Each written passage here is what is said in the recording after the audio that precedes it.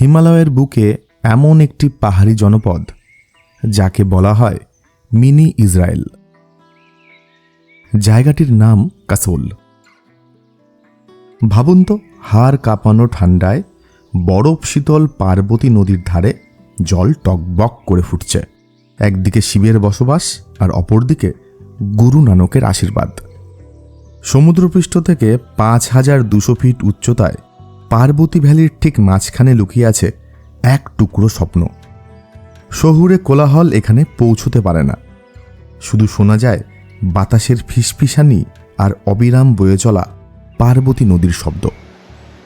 চলুন আজকের এপিসোডে আমি আপনাদের ঘুরিয়ে দেখাবো কাসোল আর মণিকরণ, যেখানে প্রকৃতি আর আধ্যাত্মিকতা মিলেমিশে একাকার হয়ে আছে।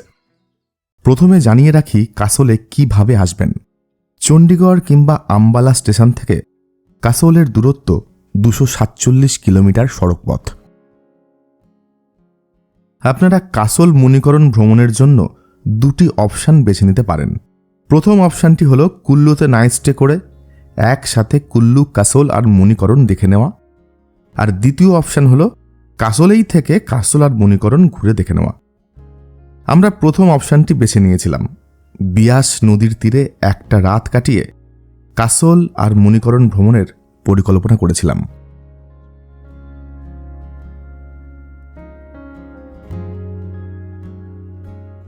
হোটেলে খাওয়া দাওয়া পর্ব মিটিয়ে বিশ্রাম নিয়ে রওনা দিলাম কাসোলের পথে। কুল্লু থেকে কাসোলের দূরত্ব ৩৯ কিলোমিটার। কাসোল যাবার রাস্তাটি খুব একটা চওড়া নয়, কিন্তু বেশ সুন্দর।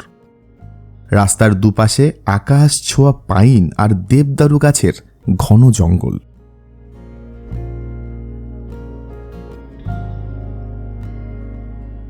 পার্বতী নদীর পাশ দিয়ে আঁকাবাঁকা পাহাড়ি পথে ছুটে চলেছে আমাদের গাড়ি। রাস্তার প্রতিটি বাঁকে পাহাড়ের রূপ বদলায়। কোথাও রাস্তা একেবারে খাড়া, আবার কোথাও সমতল।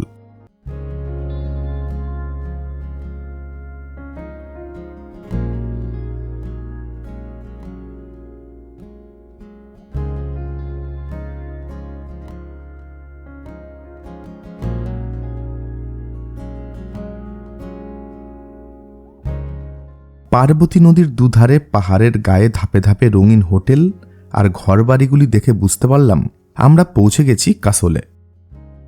কাসোল খুব সুন্দর একটি পাহাড়ি জনপদ। বিশেষ করে ইসরায়েলি নাগরিকের কাছে এই জায়গাটি বেশ পছন্দের। সারা বছর ইসরায়েলের লোক ভিড় জমান হিমালয়ের এই সুন্দর গ্রামটিতে। তাই তো কাসোলকে বলে ভারতের মিনি ইসরায়েল।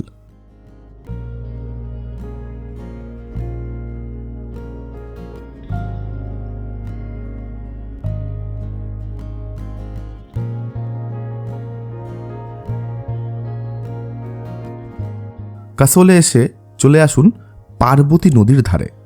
কাসোলের সবথেকে সুন্দর জায়গা এই পার্বতী ভ্যালি।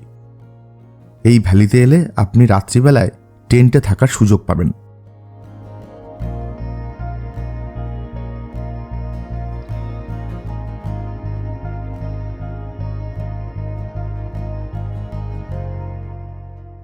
কাসোল থেকে মাত্র ৪ কিলোমিটার দূরেই রয়েছে মণিকরণ। আমরা সেদিকেই অগ্রসর হচ্ছি।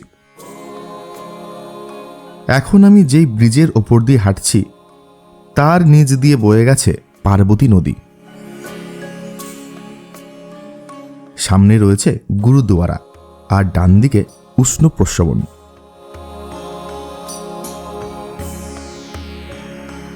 হিমশীতল পার্বতী নদীর পাশে সৃষ্ট এই গরম জলের কুণ্ড সত্যি এক প্রাকৃতিক বিস্ময়।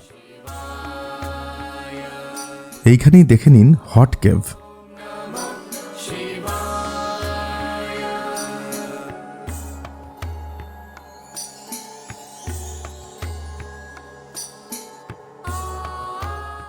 হট কেভ দেখে সিঁড়ি বেয়ে ওপরে উঠলে প্রাচীন শিব মন্দিরে যাবার রাস্তাটি দেখতে পাবেন। রাস্তার দুধারে সাজানো সব দোকানপাট।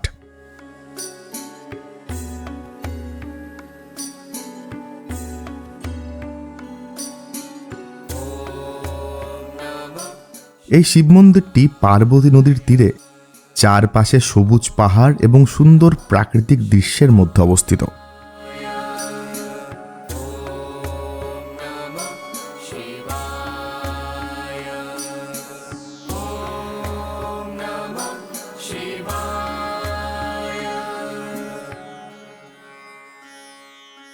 এই মন্দিরের মূল আকর্ষণ এখানকার উষ্ণ প্রস্রবণ। এই জল এতটাই গরম যে এর মধ্যে চাল অথবা ডাল রেখে দিলে তা কয়েক মিনিটেই সেদ্ধ হয়ে যায়। শিব মন্দির দর্শন সেরে দেখে নিন রঘুনাথজির মন্দির।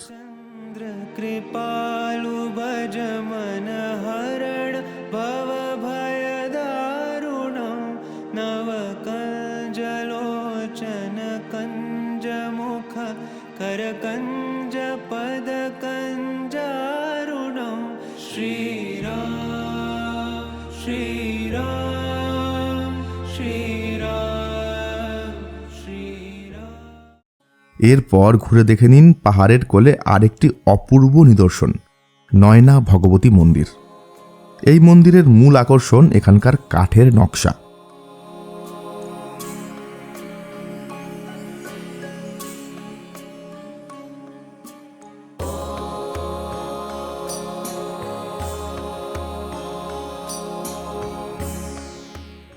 মণিকরণ এমন একটি জায়গা যেখানে এলে আপনি অপূর্ব প্রকৃতির মাঝে আধ্যাত্মিকতা খুঁজে পাবেন।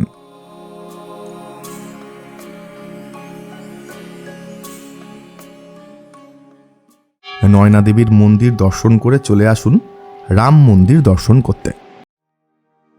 श्रीरामचन्द्र कृपालु भज मन हरण भव भयदारुणं नवकञ्जलोचन कञ्जमुख करकञ्ज पद कञ्जारुणं श्रीराम श्रीराम। এই মন্দিরে একটি লঙ্গর হলও আছে, ওখানে গিয়ে আমরা চা পান করেছিলাম।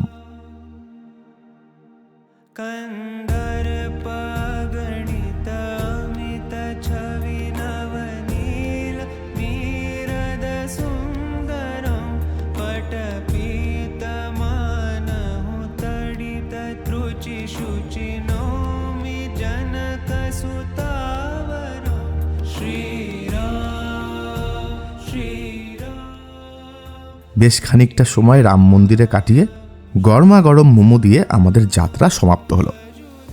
যদি আপনারা এরকমই একটা জায়গার সন্ধান করে থাকেন যেখানে ভক্তি আর প্রকৃতিকে একই সঙ্গে আবিষ্কার করতে পারবেন, তাহলে হিমাচলের এই ছোট্ট পাহাড়ি শহর থেকে ঘুরে যেতে পারেন, নিরাশ হবেন না। ভিডিওটি ভালো লাগলে লাইক, শেয়ার, কমেন্ট করার অনুরোধ রইল। দেখা হচ্ছে আগামী এপিসোডে আরেকটি নতুন ঘোরার জায়গা নিয়ে। ততক্ষণ ভালো থাকুন আর প্রকৃতিকে অনেক ভালোবাসুন। নমস্কার।